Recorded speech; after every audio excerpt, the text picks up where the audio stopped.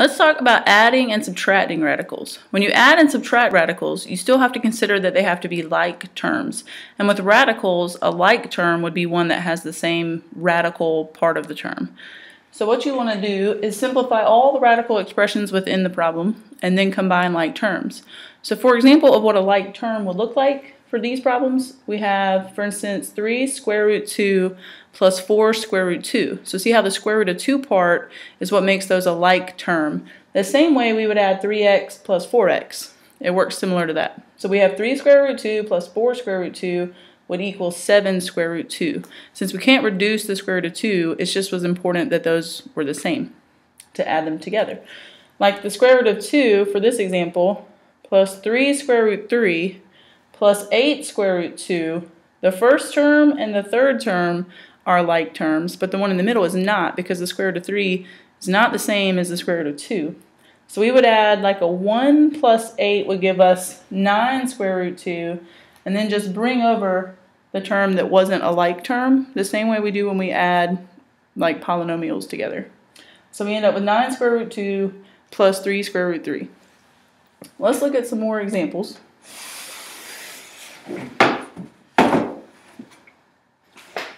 So for example 1, we have the square root of 18 plus the square root of 12 plus the square root of 8. So let's simplify those first and then see if they end up as like terms. Because right now, they're definitely not the same. The number underneath does not match. So the square root of 18, we need to look at 18 and say 18 comes from 9 times 2. 9 comes from 3 times 3. We could take out 3. So the square root of 18 would become 3 square root 2. We break down 12. So we could say 12 comes from 3 times 4. 4 comes from 2 times 2. So we end up with 2 because we have a pair of 2's. And the square root of 3 would be left over. I would bring down that that's still positive. And this one will also be positive. 8 comes from 4 times 2. 4 comes from 2 times 2. So we could take out 2 and have a 2 left over. So now I've simplified the radicals. I have to see if any of them are like terms. So 3 square root 2 would need something else that has a square root of 2 like this one. So 3 square root 2 plus 2 square root 2 would give us 5 square root 2, and then just bring over 2 square root 3. So that's it for example 1. Let's look at example 2. So we have 2 square root 50 minus 3 square root 32. So first, simplify your radicals and then see if they turn into like terms. So we break down 50. 50 comes from 5 times 10. 10 comes from 5 times 2. So we could take out a 5, but we have a 2 out front already. So that'll become 10 square root 2. We wrote down the 10, so we could mark that out. Minus, now I need to break down 32. So let's see. 32 comes from 16 times 2. 16 comes from 4 times 4. Now let me point out something right here. We could continue to break down these two 4's, and we would end up with 4 2's.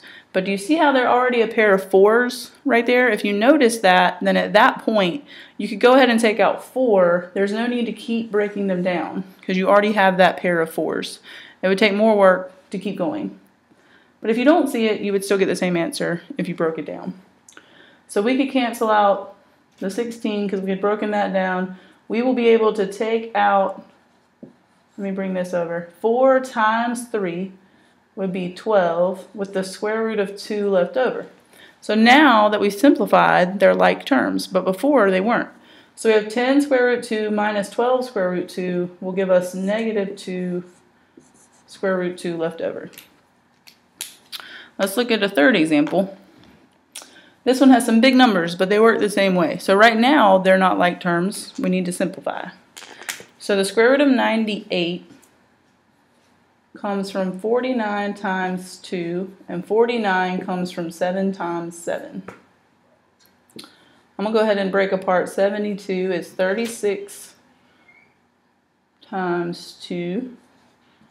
36 is 6 times 6. and 32 comes from 16 times 2, and 16 comes from 4 times 4. So just to show you again, if you notice that you've already got a pair of 6s or you already have a pair of 4s, don't keep going because you'll be able to circle those and save yourself some work. So we could go ahead and say that 98 is going to become 7 square root 2 minus 72 will become, or square root of 72, I should say, would be 6 square root 2. And the square root of 32 will become 4 square root 2. So these all ended up as like terms since they all have the square root of 2. So I could say 7 square root 2 minus 6 would be 1 plus 4 would give me 5 square root 2. See if we can write that better. 5 square root 2. So notice the square root of 2 part just needs to be the same. In the same way that if those were x's and we were adding them together, they would stay x. It would not change when you add them up. So like the square root of 2, square root of 2 does not change. They just both have to have it when you're adding and subtracting. Let's look at 2 more. So for the first example here, we have 2 cube root 3 minus 3 cube root 24 plus the cube root of 54. So the cube roots have to be the same way the square roots had to be the same. So we can't break up the 3, so let's leave that one for now. But 24 would break up into 8 times 3, and 8 comes from 4 times 2, and 4 comes from 2 times 2. Now again, you're looking for a group of 3 because you're dealing with cube roots on this example. So it'd probably help to bring this first term down so you don't forget about it.